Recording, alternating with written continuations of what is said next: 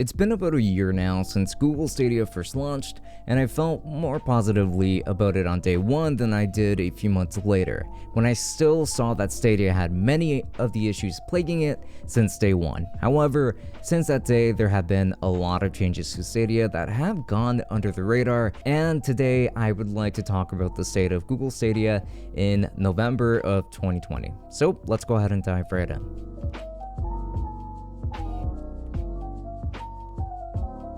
Before we continue, I just want to remind you that we have a Twitch channel where we stream every Friday and Saturday from 8 p.m. and to 10 p.m. Eastern Time, so why not go ahead and drop a follow? And also don't forget to follow us on Twitter and Instagram, and also make sure to check out the merch store. There's plenty of black and white sweetness to choose from up there, so go ahead and check that out. And then make sure to take a look at the podcast as well, as the podcast always goes live every Wednesday and Sunday. And with that said, enough rambling, let us get straight into the video. So first off, let's go ahead and talk about the hardware updates first. And the biggest thing for me is that you can use the Stadia controller wirelessly on Android and on PC, not just with a Chromecast now, which is honestly pretty awesome. This is something that we should have had at launch though. And the Stadia controller is one of my favorite controllers of all time, and it's nice that we finally get that. This arrived about 5 months or so after release, so it sucks that it took so long to get there, but it is cool that it's there now.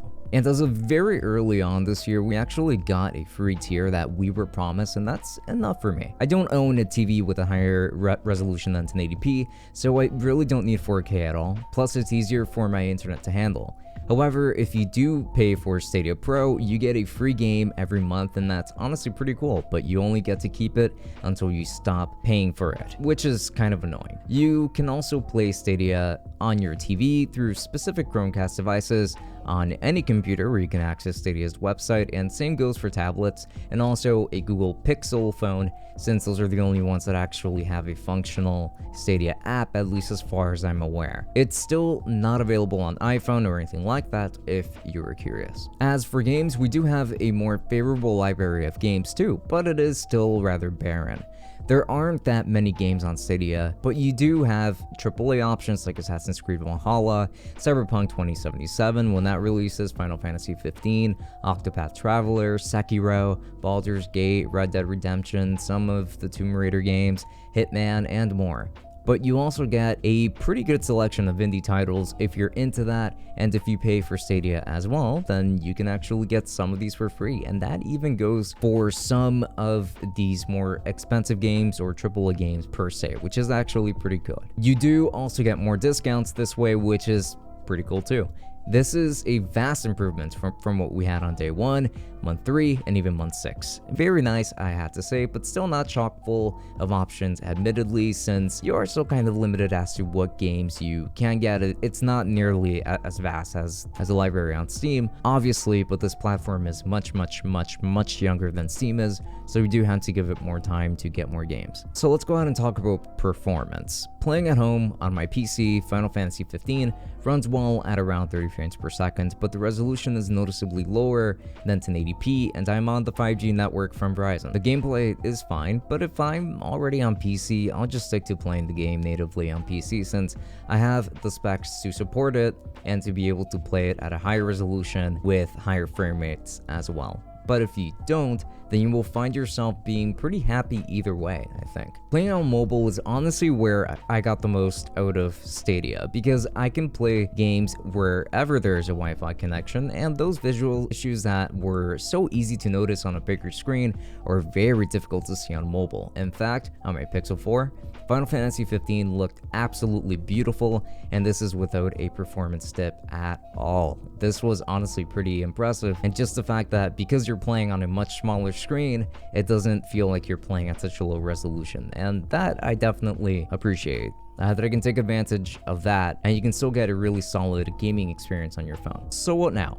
What about the bad things regarding Google Stadia? Well, Stadia will eventually get more games as long as Google continues to support it, and I think that's great, but this is Google that we're talking about. I'm hoping for the best because I do want Stadia to succeed, but Google just has a bit of a track record with abandoning projects a little bit too soon, if you ask me. And if you're on the free version like me, some games may not look so appealing, especially if you're playing on a bigger screen, even on my 5G network, which is disappointing. Even speeds like that can't really provide me with a clearer image. However, this optimization of performance versus visuals is something that I do appreciate a lot actually.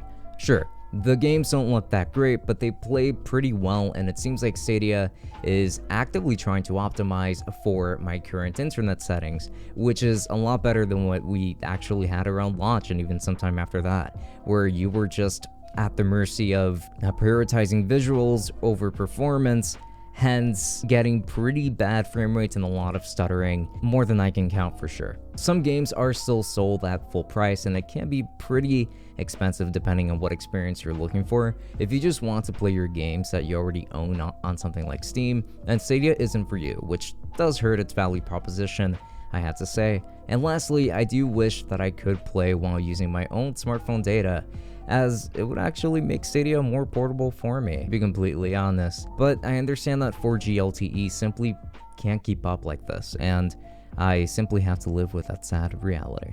In conclusion, I think that Stadia has improved quite a bit, and I really mean that. Stadia does seem to have gone a long way from day one to the end of year one, and while it was a disaster at launch, and even for some time after, it looks like Google has optimized Stadia a lot better.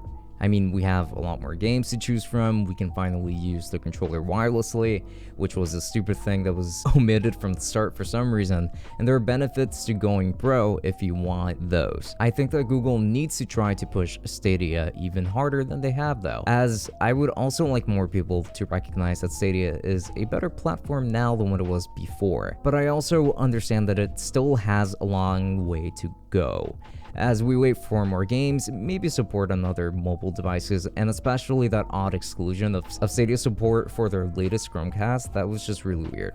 There are still things I could improve here, and I want to stick around for when these things get ironed out. So 1 year later, this is where Stadia is.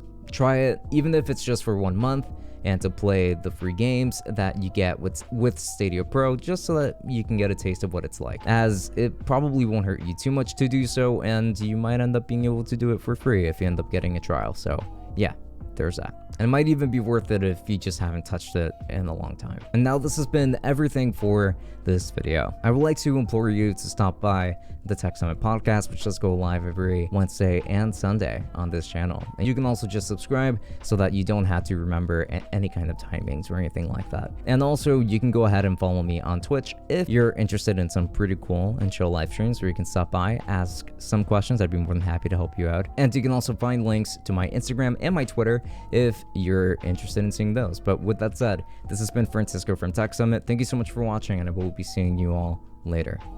Enjoy.